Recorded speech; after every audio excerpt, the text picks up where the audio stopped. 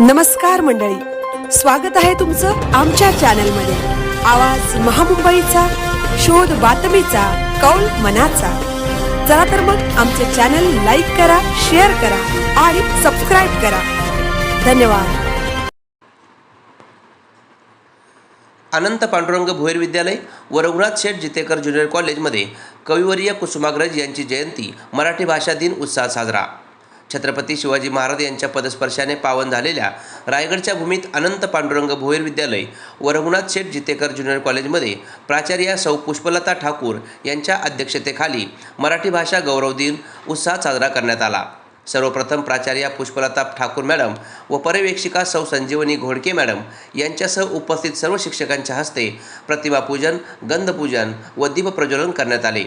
इयत्ता 5वी ते 11वी मधील विद्यार्थ्यांनी विद्यालयाच्या आवारात ग्रंथदिंडी उत्साहात काढली।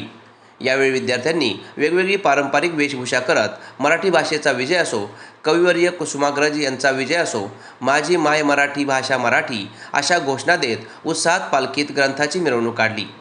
तसेच 5वी ते 11वी प्रत्येक वर्गाने आपल्या मातृभाषेविषयीचे प्रेम व कविवर्य कुसुमाग्रज यांचा परिचय वेगवेगळ्या कवितेतून, मराठी गीतांतून व आपल्या मनोगतातून व्यक्त केला। ज्युनियर कॉलेजच्या विभाग प्रमुख सौ कटके मॅडम यांनी मराठी भाषेची शान, संत श्रेष्ठ ज्ञानेश्वरांची ओवी, तुकारामांची अभंगवाणी, शिवबाच्या तलवारीची ज्वाला आणि आईच्या कुशीतील माया म्हणजेच आपली मातृभाषा मराठी हे सांगताना मराठी भाषा वाचवणे हे फक्त एका सरकारचे काम नसून ते तुम्हा आम्हा सर्वांचेच आहे असे प्रतिपादित केले। व ज्ञानपीठ विजेते कवी कुसुमाग्रज यांच्या नटसम्राट नाटकातील काही संवाद विद्यार्थ्यांसमोर सादर केले।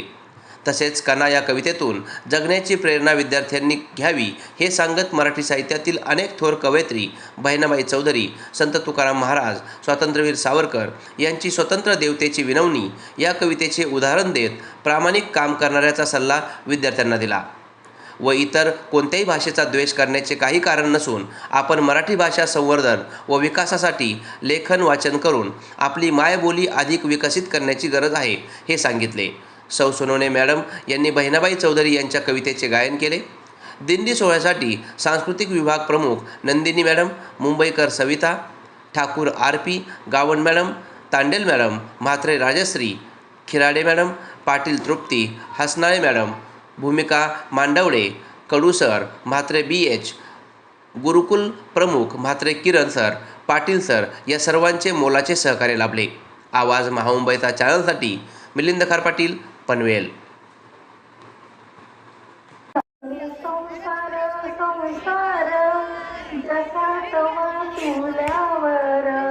आधी हाताला चटके तवा मिळते भाकर। आता तवा हा शब्द म्हणजे ग्रामीण भाषेतला आहे, त्याला आपण शुद्ध मराठीतून तेव्हा म्हणतो। तवा मिळते भाकर, अरे संसार संसार जसा तवा चुल्यावर, आधी हाताला चटके तवा मिळते भाकर। अरे संसार संसार खोटा कधी मारू नये, राहुळाच्या कळसाला लोटा कधी म्हणू नये। अरे संसार संसार जसं रडणं पडणं एड्या गळ्यातलं म्हणू नको रे लोढणं। अरे संसार संसार जसा तवा चुल्यावर, आधी हाताला चटके तवा मिळते भाकर। शेवटचं कडवं जे आहे ते खूप अर्थपूर्ण आहे बघा।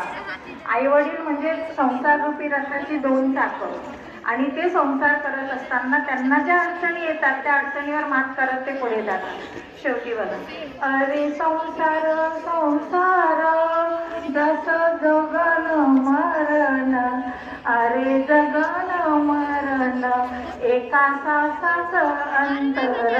म्हणजे जगणं आणि मरणं फक्त एका श्वासाचं अंतर आहे। श्वास संपला की मरण, जोपर्यंत श्वास आहे तोपर्यंत हे जीवन, आणि म्हणून हा संसार सोपाही आहे आणि कठीणही आहे। धन्यवाद।